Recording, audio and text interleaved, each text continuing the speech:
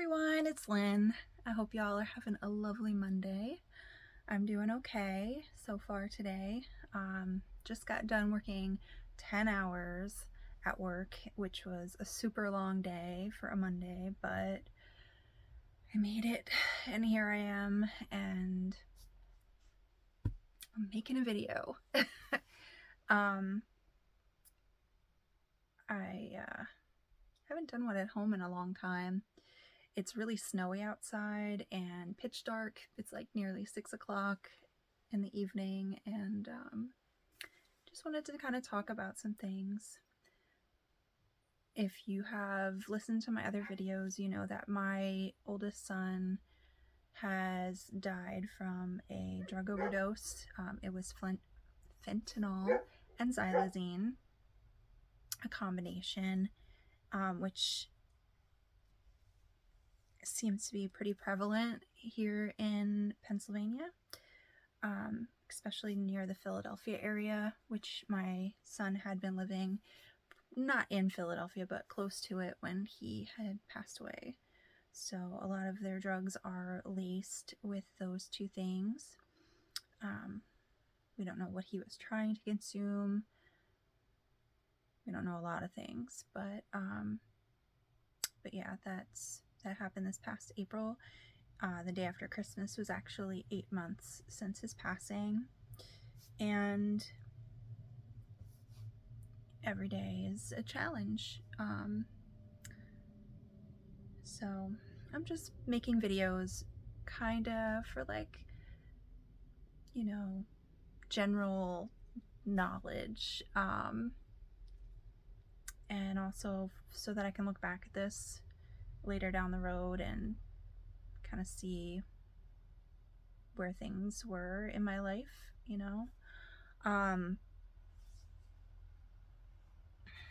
so yeah, that's where I'm at. And I was going to post a video earlier that I've been holding on to.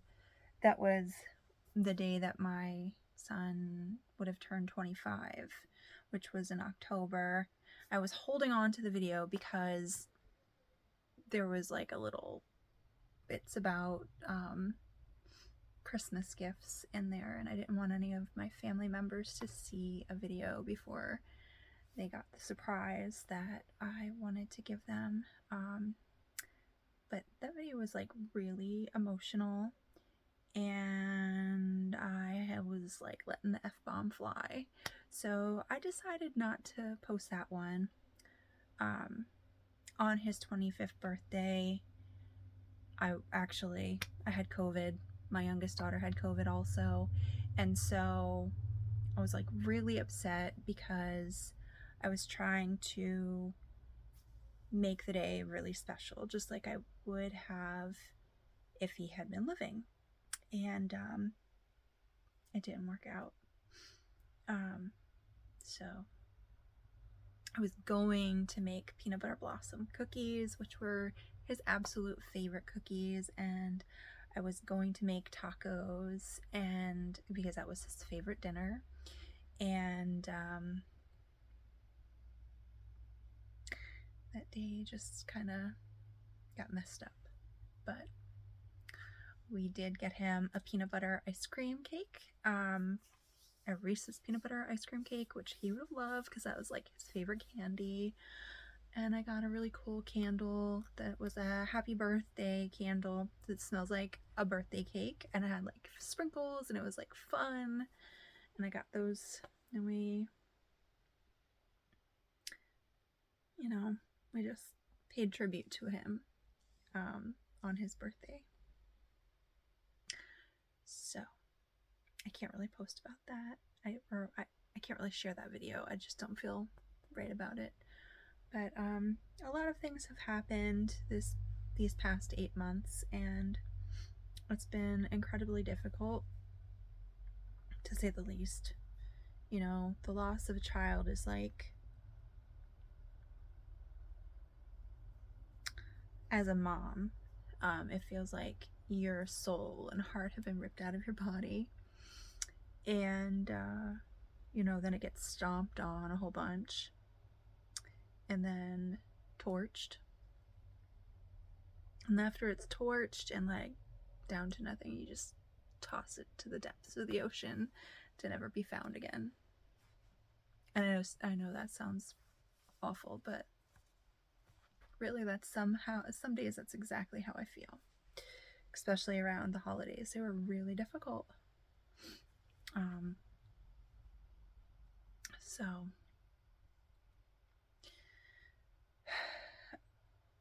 I think that as a mom, when you have had a loss so catastrophic as this,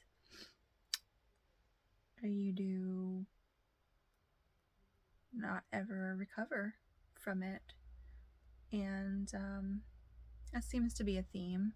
I do go to a grief support group. I do see a therapist every 2 weeks since this has happened. And but it seems that everybody's kind of in the same boat. We're doing the thing and we're living the life, but we are, missing a big part of our heart.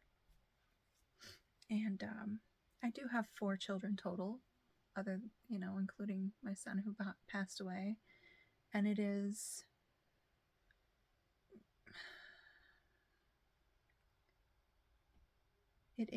I'm trying to find the right word. It's comforting, I guess, that I have my other 3 children, but it will never ever take the place of Jordan. So, Thanksgiving came after his birthday, and Thanksgiving was the Thanksgiving Day itself was okay. I had set some expectations ahead of time for Thanksgiving and Christmas and New Year with my therapist and, my family, and we decided what we were going to do. And I decided that we were going to have Thanksgiving at home. That's my normal tradition.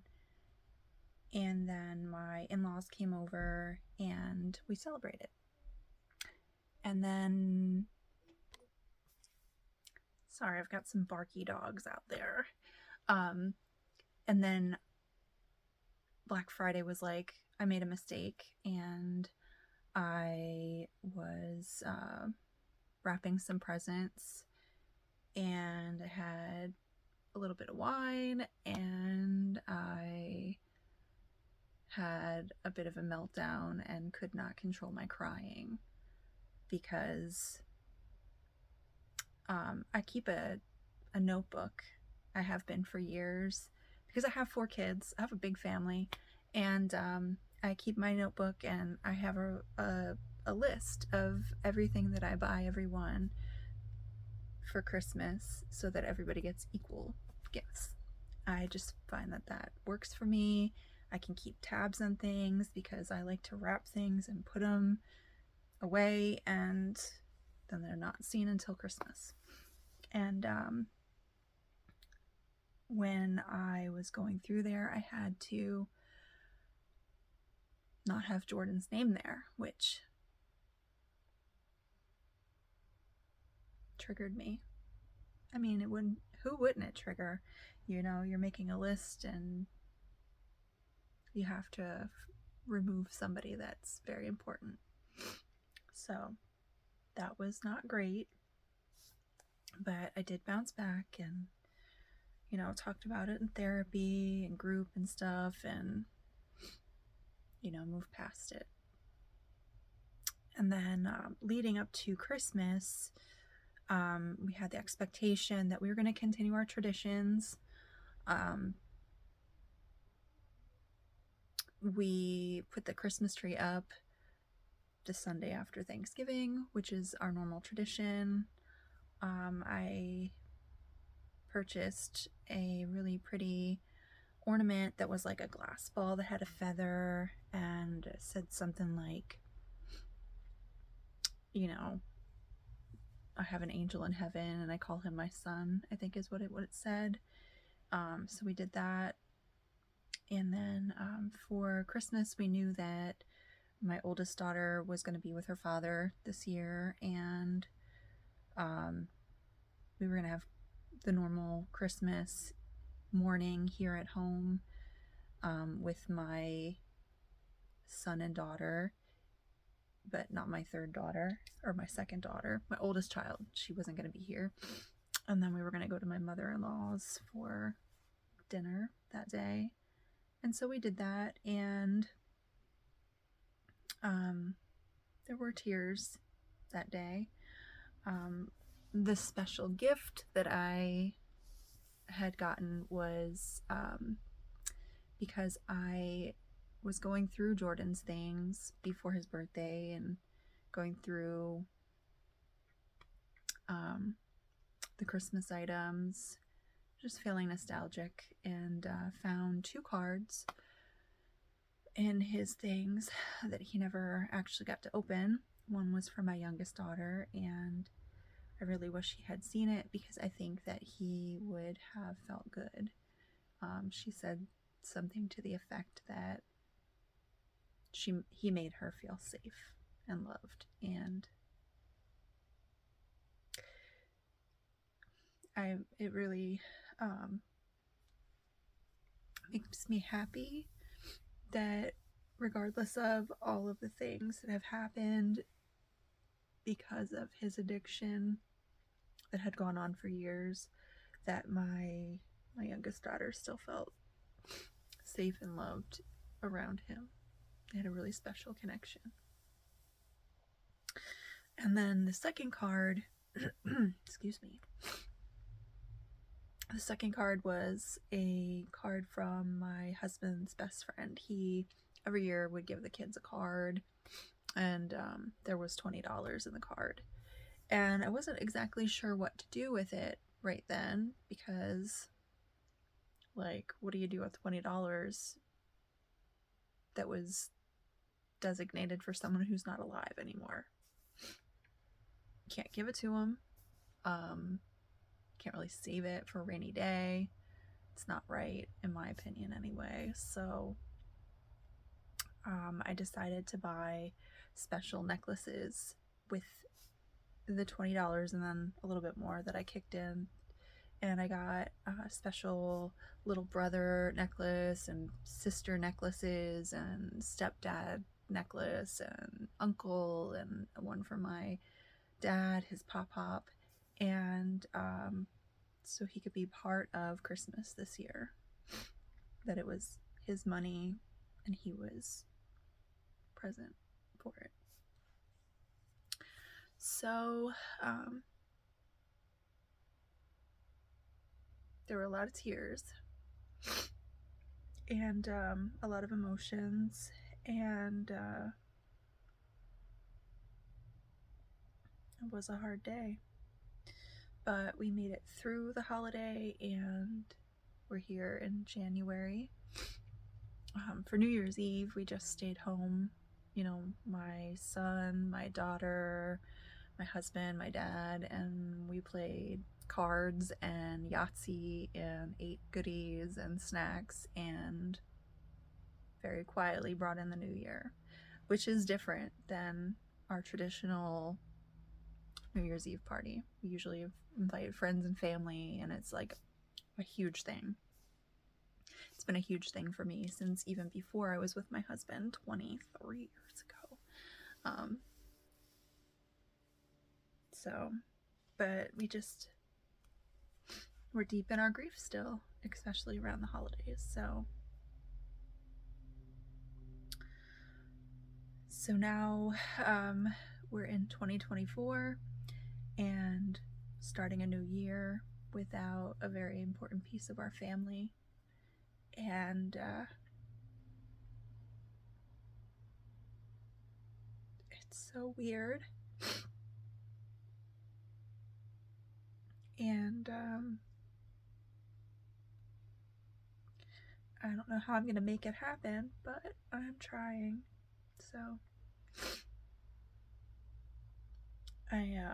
my daughter and she just became old enough to go to the gym with me. So we're doing the gym and trying to make positive things happen. and focusing on mental health and physical health this year, and doing the thing, I guess. So thanks for listening. I'm sorry. I know this topic is like really hard to hear. Nobody wants to talk about death. Nobody wants to talk about a child death. And nobody wants to talk about an overdose. I know. But that's my reality. And so talking about it helps me to cope and move forward with my life. So